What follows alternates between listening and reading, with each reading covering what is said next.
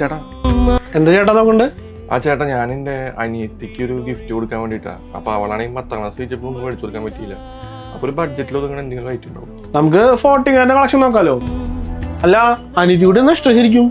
അവൾക്ക് ശരിക്കും ഇഷ്ടം ഡയമണ്ട് റിംഗ് ആണ്, പക്ഷെ അതെടുക്കാനുള്ള പൈസ ഒന്നും എൻ്റെ ഇല്ല കേട്ടോ. ഒരു 6500 രൂപ ബഡ്ജറ്റ് സെറ്റ് ആക്കാൻ പറ്റൂ? അതുണ്ടാവും. എന്നാ പിന്നെ നമ്മുടെ അനിയത്തി കുട്ടിക്ക് ഡയമണ്ട് റിംഗ് തന്നെ ആക്കാം. എന്നാ അതൊന്നും കാണണല്ലോ.